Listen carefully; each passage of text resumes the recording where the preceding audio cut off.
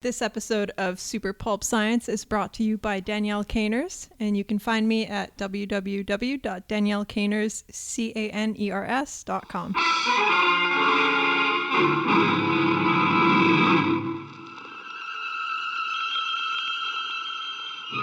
Attention, citizens. It's time for Super Pulp Science. This is Super Pulp Science, where genre gets made. My name is Justin Curry, my suffering-inducing host. Gregory Kmichuk is not here today. He once again double-booked himself, and so I am taking the reins and bringing you a very special podcast with a local artist, Danielle Caners. I was going to ask before the podcast started. Let's do it again. No, we can leave that in. Sausage gets made. Who reached out to me to ask about some Comic-Con logistics, and I thought this was a great opportunity just to catch up and do it on the podcast. So here we are. Welcome to Super Pulp Science. Thanks for having me. Yeah, thanks for being here. So I kind of wanted to, before we get into convention logistics and stuff like that, I just wanted to hear a bit more of your backstory of kind of how you got into art, how you started, and how that kind of evolved into more than just a hobby and more of a business or side hustle. We don't like that word, but how it evolved into something more than just a hobby. So it's sort of been a through point in my whole life. Mm-hmm. Did you start? Were you an avid drawer as a child? Every single piece of paper handed me to school, drew all over it. And we went into this in depth last week. It was I wasn't great at sports. I wasn't great at academics, but drawing at some point or another, people started to give me compliments on. So I think that's where it kind of really stuck for me, was this is the thing that I'm good at and I should keep that up. That makes sense. Yeah, it's been a through point for me as well, and kind of the happy place, right? Yeah, place that I always turned, and it was never ending. There's always something to discover there. Mm-hmm. And I did really like sports and academics as well, in my case, but art was really the thing that was just so potent, and it just had that special something. So it's been there the whole time, but I never had any insight into how that could become a career.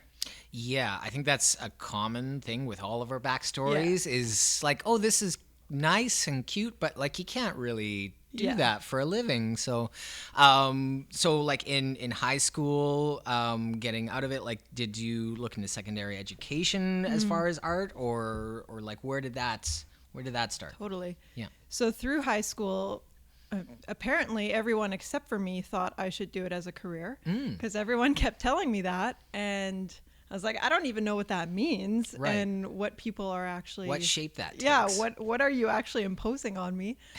But it was definitely something that was emphasized the whole way, and I chose my high school actually for art class. Oh. So I kind of finagled my way into a much larger high school than I was supposed to.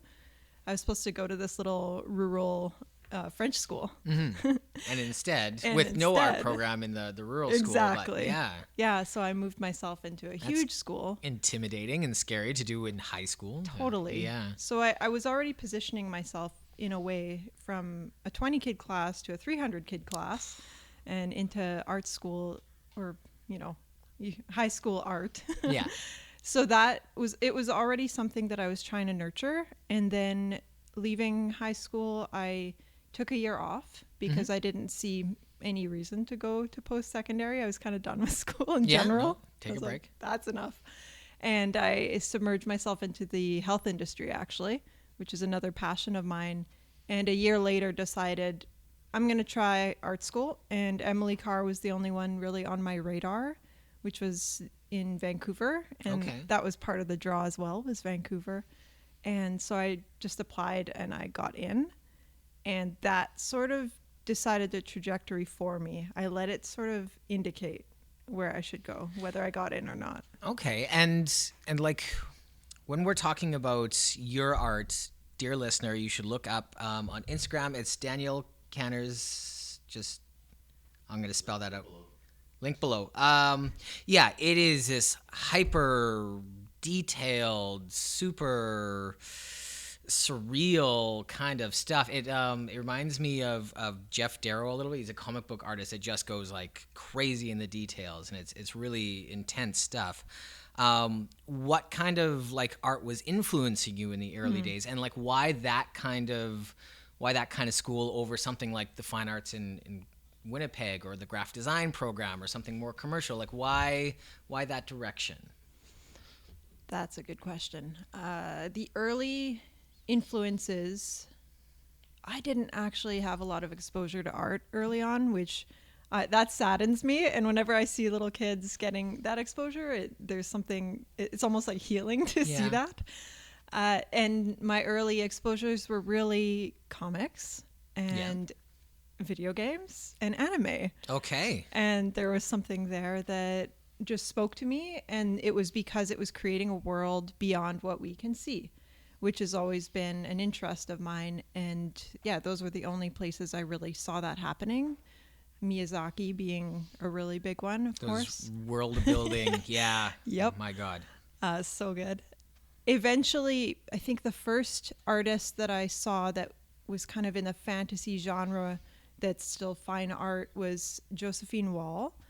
And she's really fantastical, like fairies decked out in color, all of that. But it really spoke to me as a first aha of what art can be, and kind of speaking to, I guess, my soul's art that wanted to come through that I didn't know yet. So it kind of was building that way. And only recently I've discovered classical art and all of that, which has really emphasized the craftsmanship that I wanted to bring. So I was drawn to Emily Carr because I thought I wanted to learn visual art, fine art, and craftsmanship. And once I got there, I realized there's more emphasis on design and illustration and those more commercial streams, like you said. Right. So I was going there because I thought I was going for craftsmanship, and I eventually left because there was very little craftsmanship. Okay, that's not a dissimilar story to I took graphic design in the city here, and same thing. I was really hoping that it was going to be a little more illustration and creative based, and it was a lot more of, you know, how to get a job in the industry and how to do, which eventually started to click for me, and I was able to use it to make my art better. But I think that's coming into it, the idea you have and the reality of it was, it can be a bit jarring. So you moved to Vancouver for the school. Did you stay out there after, or did you come back? So I stayed there for a year and a half, and I love Vancouver. It still has a little piece of my heart. Afterwards, I was trying to figure out, okay, now what? So I just launched myself into world traveling. Okay. And kept going for a good year and a half. I was in India and Africa and China. Wow. And then I moved to Montreal for a little bit to see what's there with the arts. And it has a really cool comic scene too. It certainly does. Video games too. It's a creative hub. I had a little studio, actually not unlike this, for the first time, and it was right next to Ubisoft, I believe. Yeah. Like right downtown. Right down the block. Wow. Yeah, so it was just really awesome. It was, those two places actually were the places that I had a lot of creative peers. It was Vancouver and Montreal. But yeah, it was a space where I was looking, like what's out there and what can I really figure out. And that was the time where I started to realize what I actually want to draw. Can you, going back a little bit to like in school, what they were asking you to draw versus like what you were hoping to get into? Just kind of describe that project that you were giving and the project that you were hoping for. Well, I had a lot of papers to write. Oh, really? Which I was like, damn, that's not art. Recite. Oh, yes, sir. How doth the little busy bee improve each... Stop! That is not spoken correctly.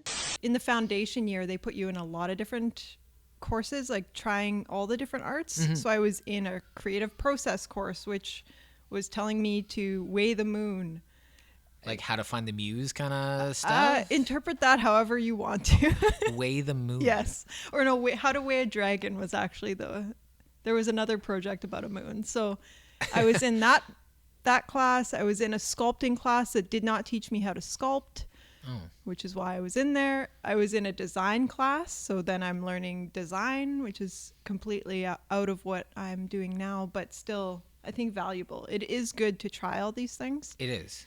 In terms of actual art, I had very few projects, really. So it doesn't sound like they're teaching you how to art very much. More think about the art, and it might have gotten a bit more focused as I went on. But I did notice a commonality in the classes was not a lot of really building the skills. They were giving us prompts. There was one class that I specifically chose offered a few perspective projects. Yeah, like and I was 2.3 points, like actual. Yes. Not super technical, but there was some perspective, and that one I was really the most excited about. That's what you wanted. Yes. You wanted to get some hands-on learning of how to make some art, and wasn't enough of that. Exactly. And that was because I saw that teacher speak one time. I knew I would get something, and I just signed up for his class even without knowing what that class was. Okay. So that was the most valuable class. So now you're in Montreal. We're skipping back ahead. You've got your own studio. Are you working freelance? Are you doing personal projects? What's the project load look like? I have no clue. No clue? Oh, you're just at that point figuring things out. So yeah, I went straight from being a student to being basically just a little travel bug. And although I did have an artist residency and my first book cover and album cover job right out of school, so all three were lined up immediately. That's great. So then that was part of what motivated it too. It's okay, let's drop out of school and start focusing on this. You had something lined up, so you weren't just leaping without knowing. There was something that waiting for you to. And there's the glimmers of there's maybe something here. And then when I got to Montreal, I was developing an illustrated book I had started in India. Actually, it was like a travel journal, very elaborately illustrated, that I thought I would publish. And so I was working on that and sort of just playing and unsure, like totally unsure of where things were going to go. There was virtually no money stream at that point, and I'm just living on savings. Yeah. Okay. Yeah. If we're not jumping ahead too far, you started doing Comic-Cons at some point. When did those become on your radar? When did those show started very early. Yeah? Actually, before all this. Okay. So I wasn't doing them super consistently, but it was the first place I ever exhibited virtually. I was 15 and had my first table. Jeez, and Montreal, Winnipeg? Winnipeg. Winnipeg. So what year was this? 15 years ago.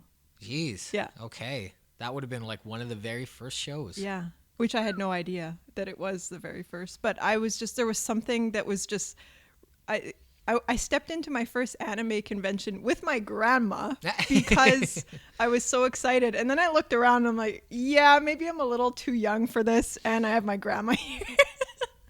So there was something about comic and anime conventions that I really wanted in on when I was quite young. And so finally, at 15, I was able to get my first table and just made a few prints. And actually it was a really fun experience. I have no clue how much I made.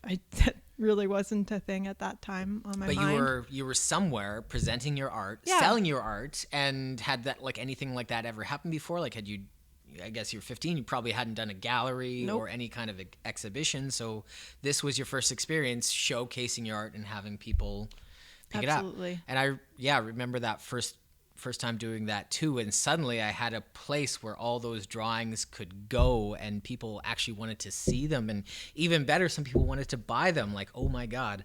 For me, that was like a huge linchpin in just my scale of productivity, because once I went to one show, all I did for the next year was obsess about having a much better table for the next show. Yeah. And you have the real connections. people are appreciating it. Yeah, you're doing it in person. It's not like posting it online or sending it off somewhere and hoping that it gets appreciation and some of that makes it back to you. You get to be in there in person, seeing those reactions, seeing that like it's tangible. That's kind of how I figured out like what like I like to do and what people liked versus like I'm not too sure about this and nobody seems to like this anyway, so like let's scrap that direction and follow this direction. So it really helped kind of shape the form that my art turned into. Your art's completely different direction, very different style. Did you find that as well, that the audience was helping you to kind of hone that direction, or you still just kind of following your muse? It's been a balance for me. Yeah, we're in very different worlds in some way, and yet Comic-Con seems to still have enough commonality to bring it all together. I haven't gauged a lot of my work based on the Comic-Con audience because I know I'm not directly in that niche, and I know at the same time a lot of people appreciate it there. I think I think one of the best things about the Artist Alley is you get like art and crafts of all different types, styles, skill sets. Like, people who are 15 versus somebody who's worked at Marvel for 30 years are like tabling beside each other. And like, I think that's the magic of it. You kind of discovered Comic-Cons as you developed. Did you try craft sales or other exhibitions? What other venues have you tried out with your artwork? I have tried a fair bit. I have not tried a lot of gallery, actually, because my work takes so long to create. I focus more on print sales. Yeah. So with that in mind, I have looked at a lot of events and I've explored a little bit over the years. Comic-Con I've always dipped back into, usually at least once a year. I do women's festivals most recently, music festivals, like electronic music does tend to fit my genre quite well. I'm actually preparing to go to Costa Rica next month to do exactly that. Congrats. And I'll be on the road potentially for a month and a half in June, July. So this is, festivals predominantly has been really good. Craft sales, I tend not to go there as much because they're looking more for crafts and small items typically. Yeah, I've tried as well. I'm not what they're looking for there. Yeah. I catch the husbands that have been dragged there that recognize me from Comic-Con, but it's a fluke. But I think it's good to like try different things, like you said, like, music festivals. That's your kind of art definitely fits there. That usually probably means that you are exhibiting outdoors though, right?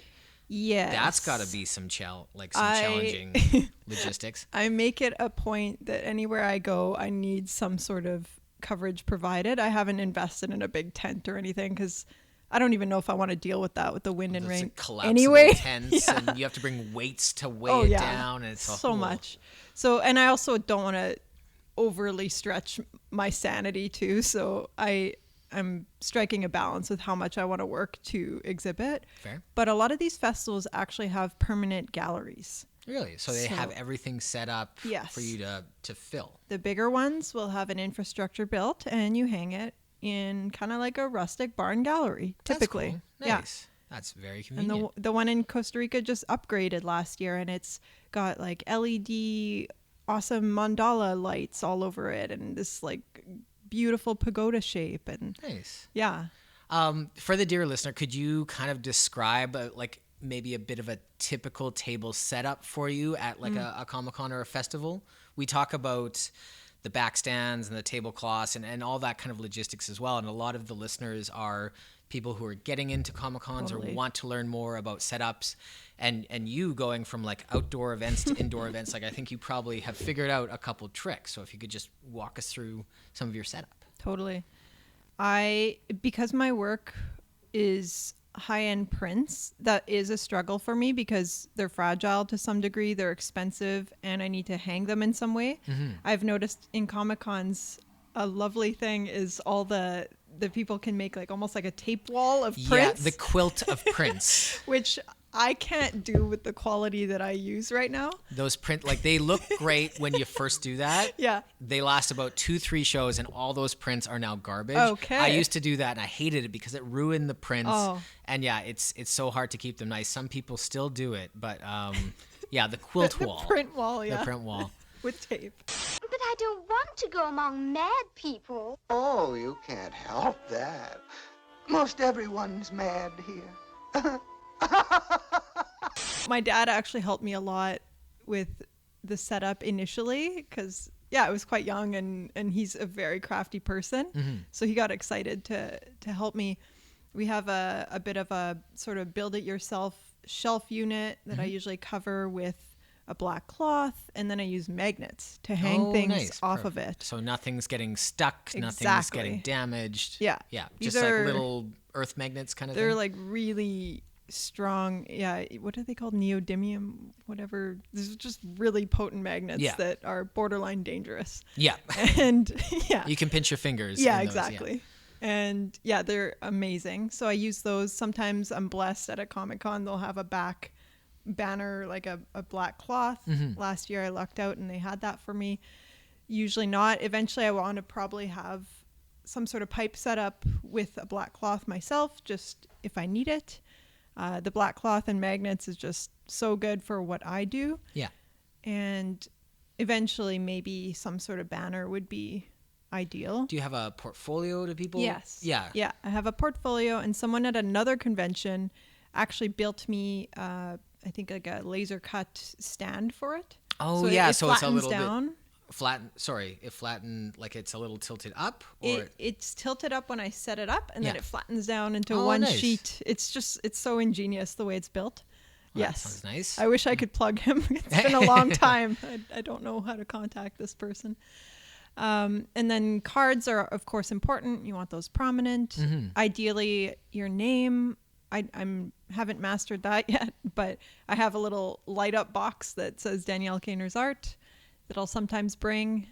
And The lighting rigs is something that's becoming more and more of a thing I've noticed at Comic-Cons. Yes. Like people are starting to bring their own like strips of LED lights. Some people have like spotlights on their it's booth. so intense. It's getting more and more because like when you get a convention table, you're basically just given a bare table, a bare piece of floor, and it's up to you to kind of build a little store and make it cozy and inviting and yeah, that building takes time and iteration and practice.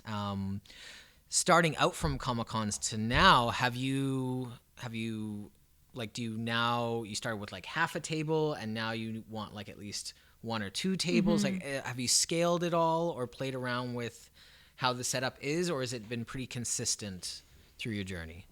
It's definitely scaled. At first, it was hard to fill. I think I did have a table the first time, like You had a full table to But Comic-Con hard. was new, though, so Yeah. it was very inexpensive. $80, $40, something Something like like, yeah, literally Yeah. in that range. And probably didn't even bring my own tablecloth. Now that's a must because you can't trust Well, whatever. sometimes the tables are Sometimes they're really ratty terrible. looking Yeah. too. Like sometimes they're nice, Bring sometimes your tablecloth. yeah, need that tablecloth. So it started there, and then eventually the shelves and all that. And ideally, I have two tables now. Sometimes I'll just decide, is it worth it or not? Right. Because I can fit it in one, but two is ideal. And the like your work is so detailed. I wanted to ask you about the sizes of your prints, because that was something starting out. Like I would try postcards and then 8.5 by 11s and 11 by 17s, and then everybody I saw was doing 12 by 18s, and it's just a little bit better, looks a little bit nicer. And then I'm always kind of struggling with people wanting bigger pieces, and bringing those is tough. But size wise, what have you landed on? That's probably the one that I struggle with too, because I design my prints to sell online, not at shows. So that's where the translation is sometimes a bit strange, because my prints are all quite large. Yeah. And I do find postcards, though, are really important to have, because for me, like, a lot of people will see the prints and they're usually $100 or more in my case, because they're on canvas or giclée, like fine art cotton paper. I usually try and avoid that one because it's very fragile. And that's for the dear listener, that kind of printing, it's archival ink, right? So Archival, it's yeah. going to last up to like 80 to 100 years. Yep. It won't fade.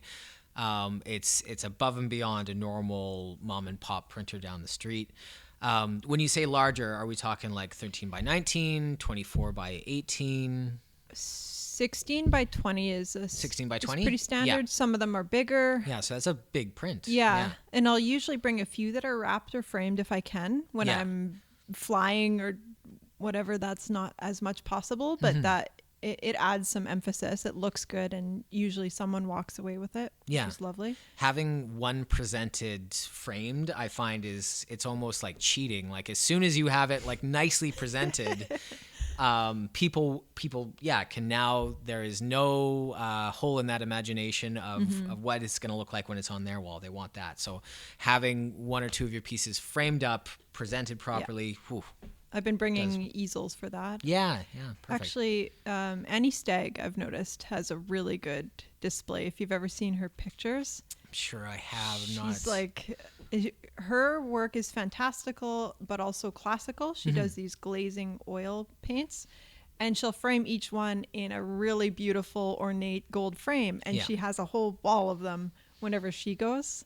So, I mean, that's, again, less travel friendly. I was going to say, You need the car. logistically. Yeah, but it's amazing. Yeah. It looks fantastic. So let's talk about logistics for a bit. Do you typically do mostly Canadian shows, any American shows, any overseas? Like what's your range of shows looking like these days? Comic-Con's usually only Canadian so far. I did do Emerald City Comic-Con lots of years ago. Yeah. Like, I think I was 19. So Okay. also very early on. It was awesome. It went really well. It's a and great show. Yeah. It was really exciting, actually, just to connect with that community. And the response was really good. And other than that, it's been local Canadian. I've been And mostly driving or like some flights as well? a little bit of both, mostly driving. What was that like the first time figuring out how to get your show into a suitcase that can go on an airplane? Gosh. I don't think I had much of a display. I really don't. That would have been when I moved back after all the traveling, which was 21, and I just made a sale. Hey, congrats. And yeah, so I don't think I had much then. It was mostly just flat prints.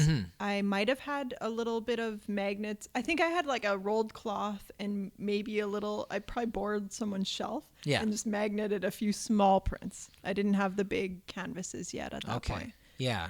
So not too crazy learning how to get it down into travel size. But now the struggle is real. Yeah, as that's the problem with like it's great to expand. It's great to have enough to fill up 2 tables, but now it becomes okay getting that all there, and especially if it's a very busy show like Toronto Fan Expo has like 140,000 people.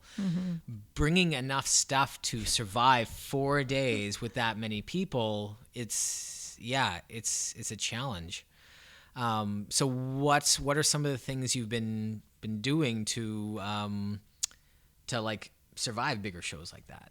Well, that's why I'm here chatting with That's you. why we're I want to here. know what you've been doing. Who's been painting my roses red? Who's been painting my roses red? You had mentioned that New York Comic Con was on your list, and when you say it's on your list, like you've applied? Did you get in there? I'm not sure where they're at with. I think applications are still open, Right. and I haven't applied yet. I just wanted to weigh out what makes sense. Yes. Yeah. So yeah, New York Comic Con was one of the first. So when I started going to American shows, I did the Winnipeg show, I did the Winnipeg Anime show, and then I drove to Calgary with everything, and that was amazing. And then after that, I was like, okay, the only other big fish in town is Toronto, because Vancouver didn't even have anything. Toronto was the first big show that I went to, and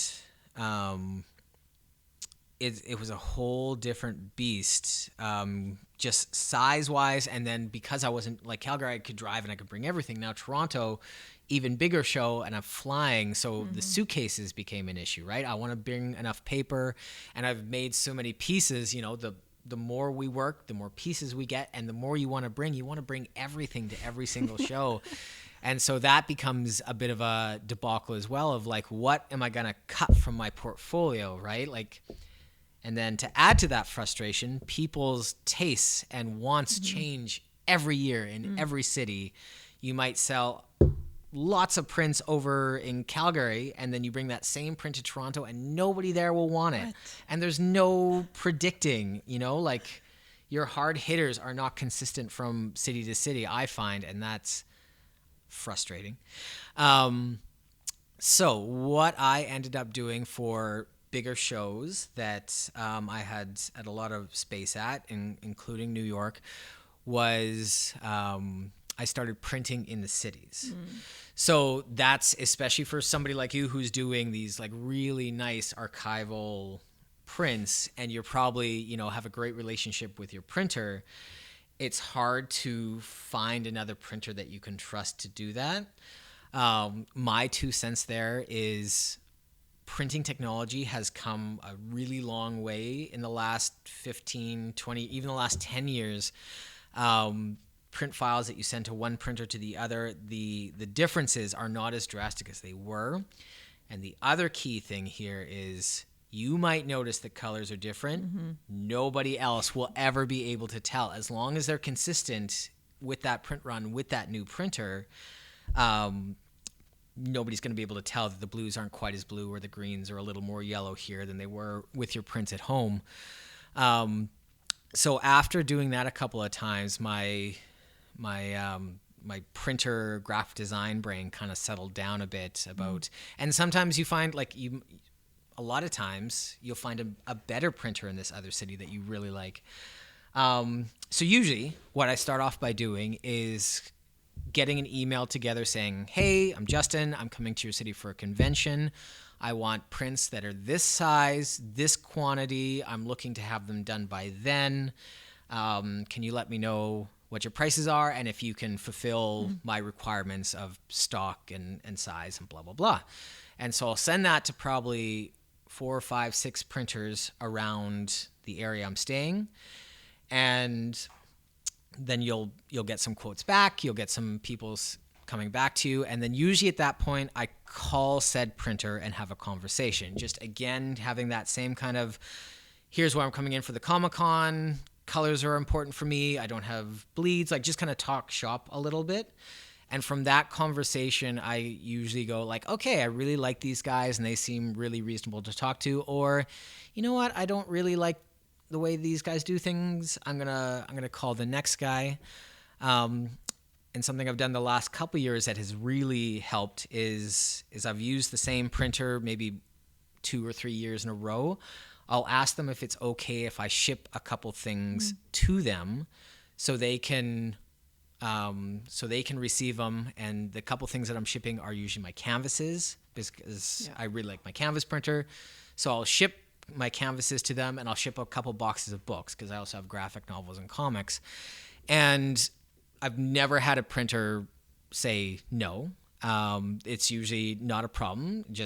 And then logistically, it makes things so much easier on you because once you land in the city, then you go to your printer and everything's waiting for you there, right? And you're about to pay them for a job. So they're like, they're getting money out of the transaction. All they had to do was sit on a couple boxes. So that has been kind of my ideal scenario in other cities that are larger and I want to have a lot of stuff at. So that's kind of where I'm at. But sometimes, like I noticed on your website as well, you're doing like some really interesting prints with like holographic and stuff like that. Oh yeah. Can we talk about that for? That's brand new. It's brand new. I have a quick question. Do you ever get a sample sent to you first, just to see what they're? Not anymore. Again, you just because like trust it now? Even if it's different, you're the only one who's going to notice. And like you are so familiar with your work and you stare at it all the time. As soon as something is a bit off, like, oh, the blue is not quite as crisp as it was on the other prints. Like, ugh. But normal people, I'll even like at a show. This happened with my mom recently.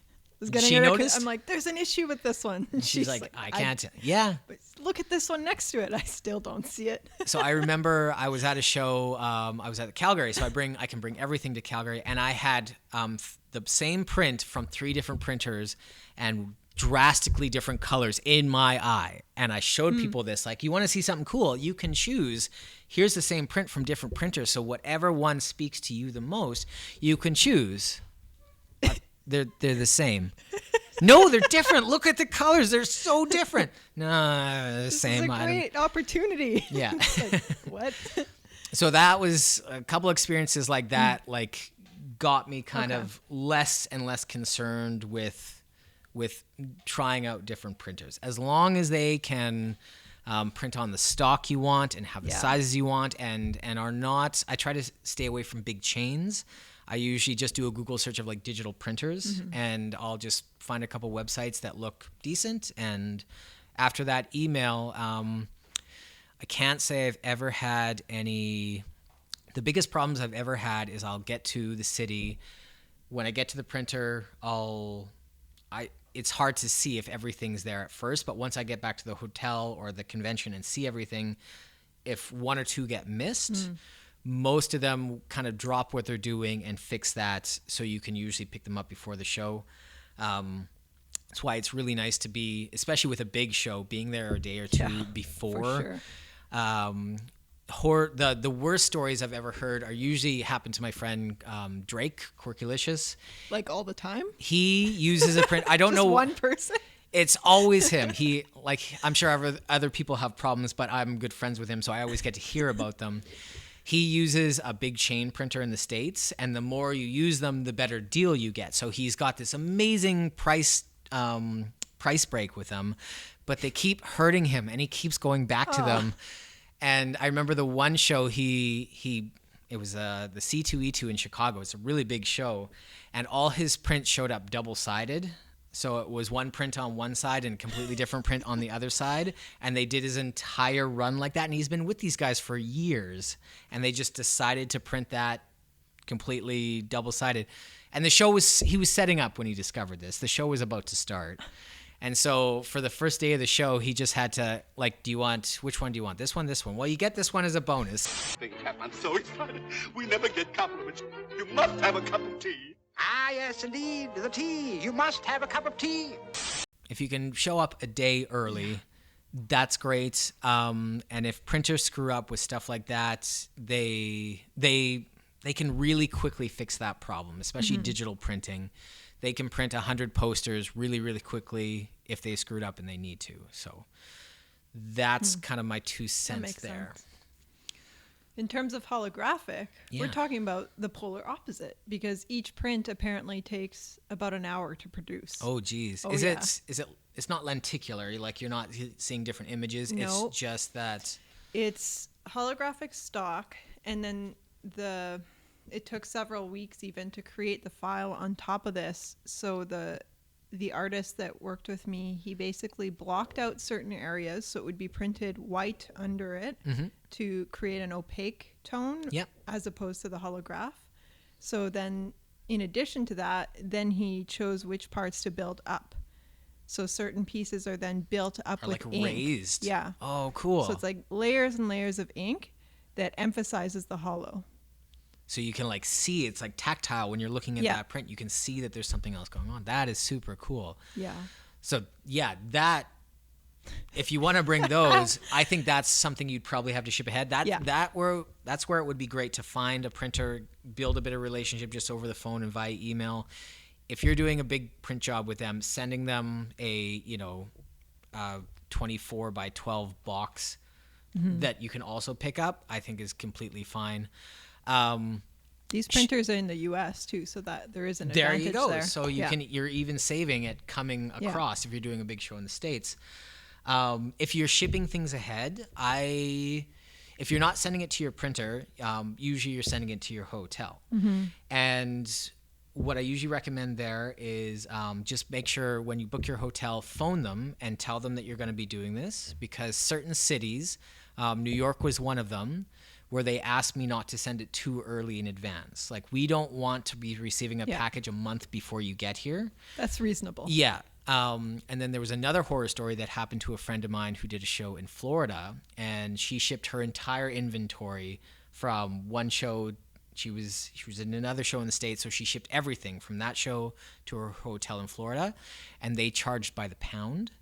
So she arrived to, it was like a $700 bill before she had checked into the hotel, and she was able to like talk her way out of it, but it was just, she didn't phone to make sure this was going to be okay, and had it been, she might have made different arrangements. The hotel was charging. The hotel was charging for received packages by the pound. Wow. I've also had another one in New York that charged by the package. So I sent like 4 boxes and it was like $10 a box. But it was just nice to know that going in. And then it's nice to talk to somebody on the other end that knows it's coming, right? I'm sending a couple boxes. They'll be here the week before. Is that going to be cool? And 99% of the time, not a problem. But it's good to know if they have weird rules or don't like taking packages or something. But totally, I haven't run into anything. It was just that one by the pound story that kind of scared me. So I always like to call and just make sure, and then it's just that extra bit of assurance that everything is going to be fine if it makes it. Do you ship your display gear as well? Because you have this big like light up box and all of. I don't bring the light up box there. Okay. No, I typically travel with the display materials with me. Yeah. With going over the border, as long as you don't have things to sell, there's nothing. You're not doing anything wrong. So going with your display materials, completely fine. You just let them know that you're going to Comic-Con and you have a display, but you do not have things to sell on you, and you are good to go. Yeah. What else? What else is important? Have you been to New York before? Yes. Yeah. What do you think of New York? I wanted to live there at one point. Oof. I feel like I'd get grumpy. I don't know if I could do it now. Yeah. I mean, my first impression of it was just there was so much, right? Like you could find anything you want there. And yeah, I was a little enamored by it at first. And I think the arts was a piece that really struck me. It was one of the first US cities I visited and really explored the art. So of course it's on a completely different scale than Winnipeg. Yeah. With the Comic-Con as well, I find, actually I wanted to ask like about normal Comic-Cons do you normally pick up clients and projects from the shows, and what has that experience been like? That's a good question. I build relationships with recurring clients there for sure. Yeah.